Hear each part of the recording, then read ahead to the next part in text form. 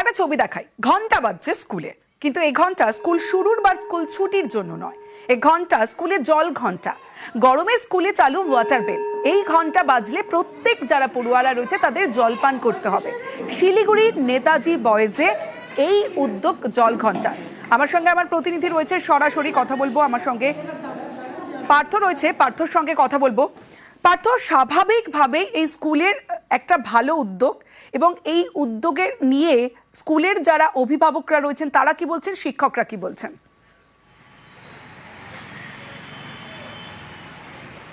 একেবারে তাই, অভিনব উদ্যোগ বলা যেতে পারে। যেভাবে তাপমাত্রার পরিবর্তন হচ্ছে, হাওয়াকে যেভাবে প্রতিদিন হাওয়ার রদবদল হচ্ছে, তাতে এই যে পানীয় জলের উপকারিতা কী এবং তা কিন্তু বোঝাতেই এবং শিশু মনে পানীয় জলের উপকারিতা বোঝাতেই কিন্তু এই উদ্যোগ নিচ্ছে নেতাজি বয়েজ প্রাইমারি স্কুল, এবং আনুষ্ঠানিকভাবে এই প্রক্রিয়া শুরু হয়েছে এবং তাতে কিন্তু খুশি স্কুল পড়ুয়া থেকে তাদের অভিভাবিকারা। মূলত যে প্রধান শিক্ষকের, ভারপ্রাপ্ত প্রধান শিক্ষকের কথায়, একদিকে যেমন আমাদের দিকে উষ্ণতা বাড়ছে এবং তার জন্য যেমন জলের প্রতি মুহূর্তে জলের প্রয়োজন, শিশুরা কিন্তু তাদের মুখে যদি জল তুলে না দেওয়া হয়, তাদের হাতে যদি জলের বোতল তুলে না দেওয়া, সাধারণত তারা জল খেতে চায় না। আর সেটাকে নিত্য অভ্যাসে পরিণত করার জন্যই কিন্তু এই উদ্যোগ। এই যে সকাল মর্নিংয়ে তাদের স্কুল চলাকালীন তাদের দুবার করে ঘন্টা বাজবে, এবং যখনই ঘন্টা বাজবে প্রতি ঘন্টাতেই কিন্তু প্রত্যেকটি পড়ুয়াকে একবারে ক্লাস ছেড়ে বেরিয়ে আসতে হবে। কোথায় না, এই কলপাড়ে যেতে হবে এবং সেখানে গিয়ে তাদের জলপান করতে হবে, তারপর তাদের চলে আসবে আবার ক্লাসরুমে।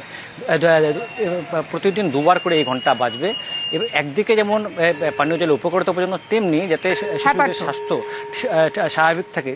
কারণ তাপমাত্রা যেভাবে বাড়ছে, এই জুনের শুরুতেই যেভাবে তাপমাত্রা বাড়ছে, তাতে যাতে শিশুরা ক্লান্ত হয়ে না পড়ে, সেই জন্যই কিন্তু এই উদ্যোগ, যাকে সাধুবাদ জানিয়েছে। খুব ভালো উদ্যোগ এই স্কুলের।